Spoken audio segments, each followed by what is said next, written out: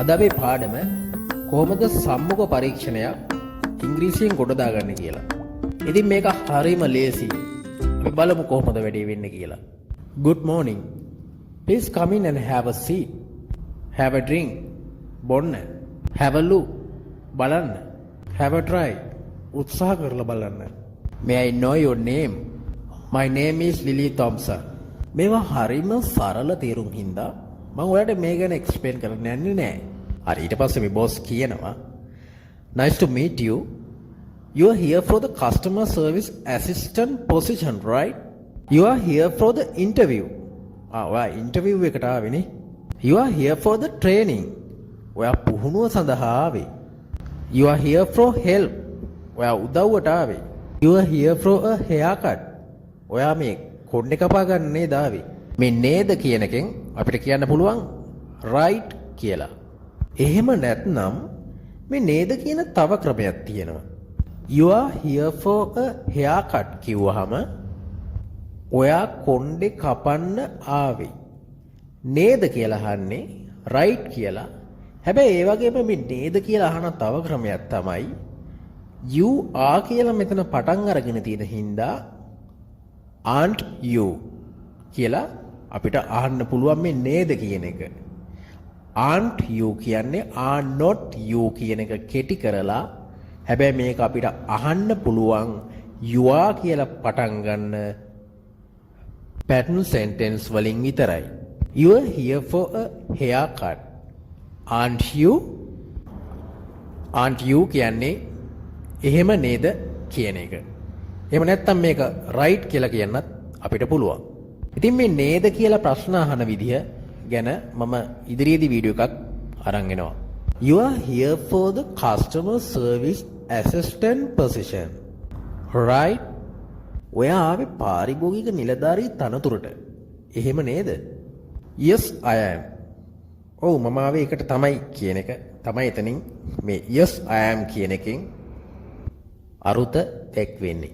නැත්තම් you are correct කියලා කියන්නත් පුළුවන්. හැබැයි ඊට වඩා ලස්සනයි මේ yes I am කියලා උත්තර දෙන එක. ඔව් මේකට අපි yes කියලා නිකම්ම උත්තර දෙන්නේ නැහැ. Yes I am. ඉතින් මේක ගැන ඕගලන්ට අයිඩියා එකක් නැත්නම් මම මේක කරලා තියෙනවා. ඉතින් මේ පාඩම ගිහිල්ලා බලන්න. ඩිස්ක්‍රිප්ෂන් එකේ මම දැන් දාලා තියෙනවා. ඕගලන්ට අයිඩියා එකක් ගන්න පුළුවන්. කොහොමද අපි උත්තර දෙන්නේ කියලා. Tell me a little about your education. ඔයාගේ අධ්‍යාපනය ගැන මට ටිකක් කියන්න. Tell me a little about your wife. ඔයාගේ wife ගැන මට ටිකක් කියන්න. Tell me a little about yourself. ඔයා ගැන මට ටිකක් කියන්න. Tell me a little about. මට ටිකක් කියන්න. Tell me a little about your illness. ඔයාගේ අසනීපය ගැන මට ටිකක් කියන්න. ඔය දැන් ඕන කෙනෙකුට මේ කියන දේ තේරෙනවා. හැබැයි අපිට කතා කරගන්න තමයි අමාරු. ඉතින් අපි මේ කතරේ තමයි හුරු වෙන්න ඕනේ. I am 25 and I completed my diploma in business communication. ඔව් මට 25යි. I am 25. දැන් අර ඉංග්‍රීසි පුහුණු වෙන අය වගේ මේ නිකම්ම මේ my old is 25 ඒ විදිහට කියන්න එපා. I am 25. මොකද ඒ විදිහට කියන්න ගත්තොත් ඔයාලා දන්නවා මේ ඉංග්‍රීසි භාෂාවට ඔයා අලුත් කියලා. ඉතින් නිකම්ම කියන්න I am 25 and I completed my diploma. මමගේ ඩිප්ලෝමා එක අවසන් කරලා ඉන්නේ. I completed my duty. මගේ රාජකාරිය මම අවසන් කළා. I completed my homework. මගේ ගෙදර වැඩ මම ඉවර කළා. හරි දැන් ඔයාලා මේ වචන දන්නව ඇත්තටම. හැබැයි කතනේදී මේව පාවිච්චි කරන්න ඕගොල්ලෝ දන්නේ නැහැ. දන්නවා. මතක නැහැ. මෙන්න මේ අවස්ථාවේදී මෙන්න මේකයි කියන්න ඕනේ කියන එක ඕගොල්ලන්ගේ ඔළුවට එන්නේ නැහැ. ඉතින් අන්න එක තමයි කියන්නේ මේ කට හුරු කරගන්න ඕනේ ඉංග්‍රීසි කතා කරන්න ඕනේ නම්. I completed my diploma in business communication. In business communication කියන්නේ business communication වල මේ වල කියන එකට තමයි in කියන නිපාත පදය අපි මෙතන භාවිතා කරලා තියෙන්නේ. ඔව් ඔයාලා දැන් මම සුපුරුදු පරිදි කරනවා වගේ මෙන්න මේ වාක්‍ය දාලා වෙනත් එක්සැම්පල්ස් හදන්න බලන්න. එහෙම එක්සැම්පල්ස් එකක් හදලා මගේ කමෙන්ට් සෙක්ෂන් එකේ දාන්න. බලමු ඔයගොල්ලෝ හරියටම වැඩේ අල්ලගෙනද තියෙන්නේ කියලා. හරි අපි බලමු ඊළඟ කොටස. Do you have any work experience? ඔයාට වැඩ කරලා බලපුරුද්දක් තියෙනවද කිසියම් තැනක? Yes, I work in a retail store for 2 years. I work in a retail store. මේ retail store කියන්නේ සිල්ලර බඩු කඩයක්. හැබැයි මේ a retail store කියන්නේ සිල්ලර බඩු කඩයක. I work මම වැඩ කළා. I working කිව්වොත් මම වැඩ කරනවා. I work in a retail store for 2 years. අවුරුදු දෙකක්. Why did you leave that job? ඇයි ඔය ජොබ් එකෙන් අයින් වුනේ? Why did you come late? ඇයි ඔය පරක්කු වෙලා ආවේ? Why did you change your plan? ඇයි ඔයගේ සැලැස්ම වෙනස් කළේ? The store closed last month for renovation. The store closed. වෙළඳසැල වැහුවා. The store closing. වෙළඳසැල වහනවා. Last month ගිය මාසේ for renovation. ප්‍රතිසංස්කරණය සඳහා. So I started looking for a new job. ඉතින් මම අලුත් ජොබ් එකක් හොයන්න පටන් ගත්තා.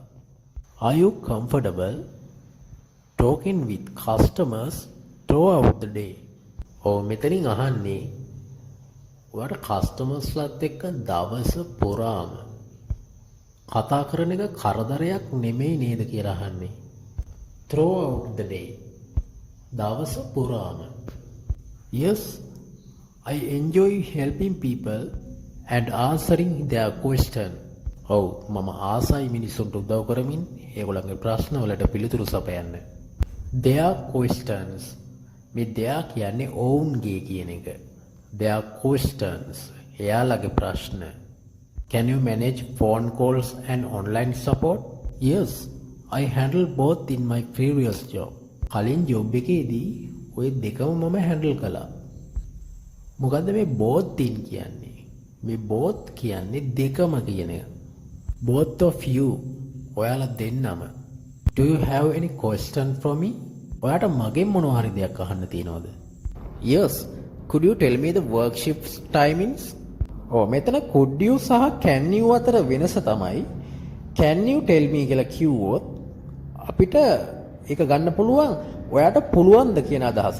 ඉතින් මෙතන could you කිව්වොත් පොඩ්ඩක් මෙතන බැගාපත්ව කරන ඉල්ලීමක් වගේ පොඩි ඔයාට හැකි වෙයිද එහෙම නැත්නම් ඔයාට පුළුවන් වෙයිද කියන අදහසින් තමයි මෙතන could කියන එක අපිට යොදන්න පුළුවන්.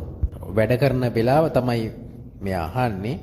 The schedule is 10 am to 6 pm Monday to Saturday. අඳුදා ඉඳන් සෙනසුරාදා වෙනතුරු තමයි වැඩ කරන්න තියෙන්නේ. That works for me. මොකද්ද මේ that works for me කියන්නේ? ඒක මට හොඳයි. එහෙම නැත්නම් ඒක මට හරියනවා. ඒ අදහස තමයි එකෙන් දැක්වෙන්නේ. And may I know the salary range? It depends on your performance and company policy. ඔව් ඒක රඳාපවතින්නේ ඔයාගේ දක්ෂතාවය, ඔයා වැඩ කරන විදිය, ඔයාගේ උනන්දුව මත. performance කියන එකේ තේරුම ඒක.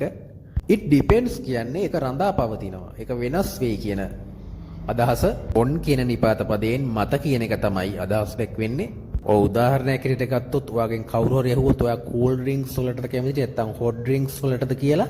ඉතින් ඔයාට කියන්න පුළුවන් ඒක වෙලාව අනුව වෙනස් වෙනවා කියලා.